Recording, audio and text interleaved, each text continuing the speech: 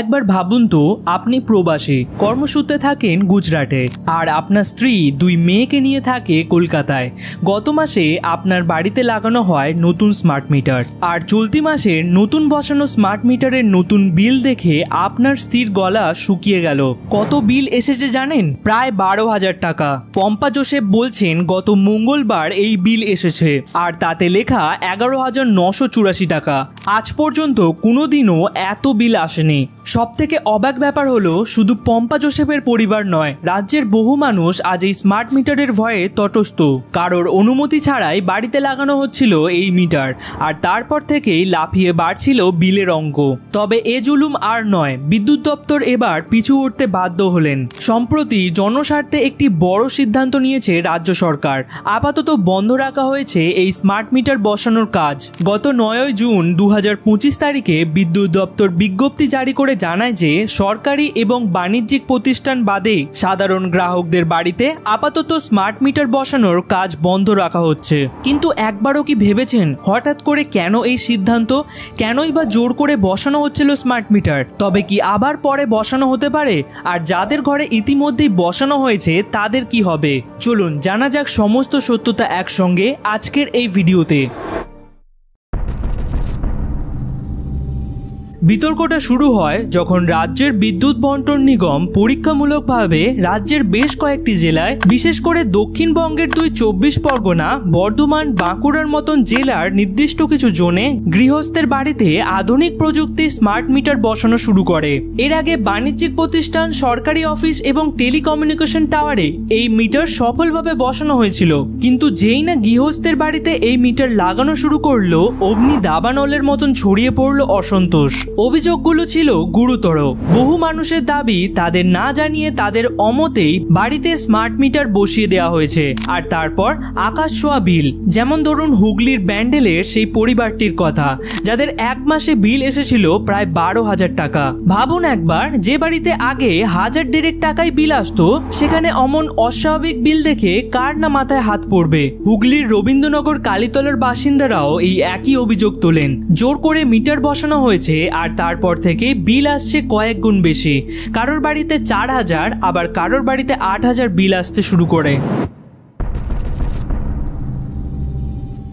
এই একটা দুটো বিচ্ছিন্ন ঘটনা নয়, রাজ্যের বিভিন্ন প্রান্ত থেকে, বিশেষ করে হুগলি, মালদা এবং উত্তর 24 পরগনার মতন জেলাগুলো থেকে এই একই ধরনের অভিযোগ আসতে শুরু করে গত কয়েক সপ্তাহ ধরে। সাধারণ মানুষ ক্ষোভে ফেটে পড়েন।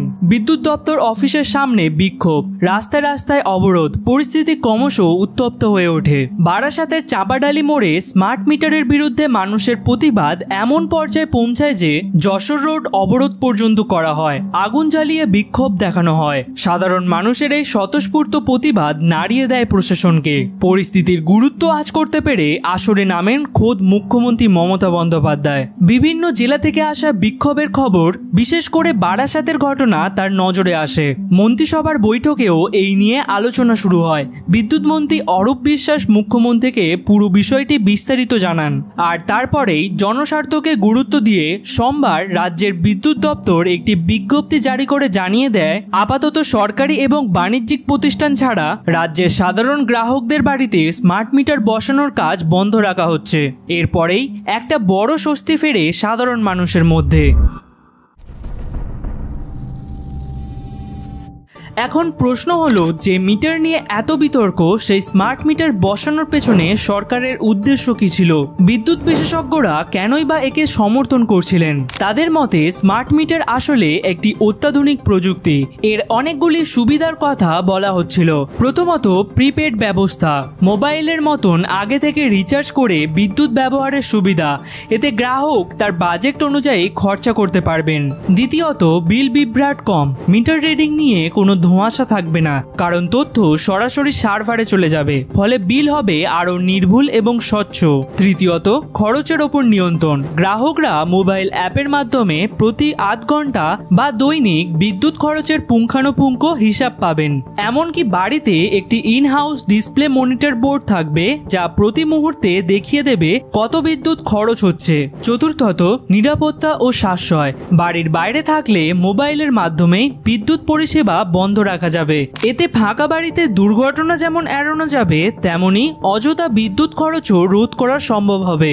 এবং পঞ্চমত, বিদ্যুৎ সংযোগ বিচ্ছিন্ন না হওয়া। প্রিপেডের টাকা হঠাৎ শেষ হয়ে গেলেও সঙ্গে সঙ্গে বিদ্যুৎ বন্ধ হবে না। নিগমের শীর্ষ ইঞ্জিনিয়াররা জানান আরও প্রায় 300 টাকা পর্যন্ত বিদ্যুৎ ব্যবহার করা যাবে। এই স্মার্ট মিটার প্রকল্প শুধুমাত্র রাজ্যের নিজস্ব উদ্যোগ নয়, কেন্দ্র সরকারের রিভ্যাম্প ডিস্ট্রিবিউশন সেক্টর স্কিমের অধীনেই এই কর্মসূচি নেওয়া হয়েছিল।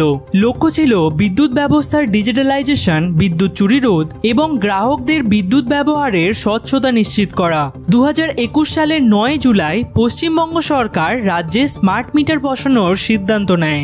এই প্রকল্পের জন্য রাজ্য সরকার RDSS প্রকল্পের আওতায় প্রায় 11.89 কোটি টাকা বরাদ্দ করেছিল, যার 60% কেন্দ্র সরকারের অংশ এবং 40% রাজ্য সরকারের। সম্প্রতি কেন্দ্রীয় বিদ্যুৎ মন্ত্রী মনোহরলাল খট্টর রাজ্যগুলিকে স্মার্ট মিটার বসানোর জন্য স্বল্প মেয়াদের ডেডলাইনও বেঁধে দিয়েছিলেন। চণ্ডীগড়ের এক বৈঠকে তিনি জানান, চলতি বছরের আগস্ট মাসের মধ্যে সমস্ত সরকারি প্রতিষ্ঠানে এবং নভেম্বরের মধ্যে সমস্ত বাণিজ্যিক এবং শিল্প প্রতিষ্ঠানে স্মার্ট মিটার বসাতে হবে। তিনি এও বলেন যে কৃত্রিম বুদ্ধিমত্তা অর্থাৎ AI এর ব্যবহার স্মার্ট মিটারের গ্রাহকদের অভিজ্ঞতা বদলে দেবে এবং বকেয়া বিলের সমস্যা দূর করবে।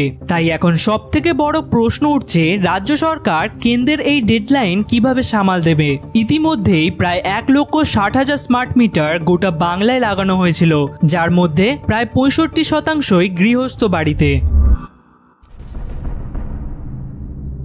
প্রাথমিকভাবে রাজ্য সরকার মনে করেছিল এই স্মার্ট মিটার বিদ্যুৎ ব্যবস্থাপনাকে আরও আধুনিক ও কার্যকর করে তুলবে, কিন্তু পরীক্ষামূলক প্রয়োগে দেখা গেল সাধারণ মানুষের জন্য এটি সমস্যার কারণ হয়ে দাঁড়াচ্ছে। বিদ্যুৎ মন্ত্রী অরূপ বিশ্বাস স্বয়ং মন্ত্রিসভার বৈঠকে এই বিষয়টি উত্থাপন করেন এবং মুখ্যমন্ত্রীর কাছে বিস্তারিত জানানোর পরেই এই সিদ্ধান্তটি নেওয়া হয়। শুধু তাই নয়, যাদের ঘরে ইতিমধ্যেই এই মিটার লাগানো হয়েছে তাদের জন্য একটি গুরুত্বপূর্ণ ঘোষণা করা হয়েছে। বিদ্যুৎ মন্ত্রী অরূপ বিশ্বাস বিধানসভায় জানিয়েছেন যে মিটারগুলি লাগানো হয়েছে সেগুলিকে সাধারণ মিটার হিসেবেই গণ্য করা হবে, অর্থাৎ সেই সমস্ত গ্রাহকদের বিল প্রিপেড না হয়ে পোস্টপেড মোডেই আসবে। এই ঘটনায় একটা জিনিস তো স্পষ্ট, যে কোনো জনকল্যাণমুখী প্রকল্প রূপায়ণের আগে সাধারণ মানুষকে অবশ্যই তার সুবিধা এবং অসুবিধা সম্পর্কে সঠিকভাবে অবহিত করা এবং তাদের আস্থা অর্জন করাটা অত্যন্ত জরুরি। নইলে যতই ভালো উদ্দেশ্য থাকুক না কেন, তা ব্যর্থ হতে বাধ্য। আপনাদের বাড়িতে স্মার্ট মিটার বসানো হলে এটা নিয়ে আপনাদের অভিজ্ঞতা কেমন? আপনাদের এ বিষয়ে কি মনে হয়? অবশ্যই আমাদের কমেন্ট করে জানান। ভিডিওটি ভালো লাগলে অবশ্যই একটি লাইক দেবেন, আর এই ধরনের গুরুত্বপূর্ণ খবর এবং আপডেট পেতে আমাদের চটপট নোটিফাই চ্যানেলটিকে সাবস্ক্রাইব করে রাখবেন। ভালো থাকবেন, সুস্থ থাকবেন এবং পরিবারের খেয়াল রাখবেন।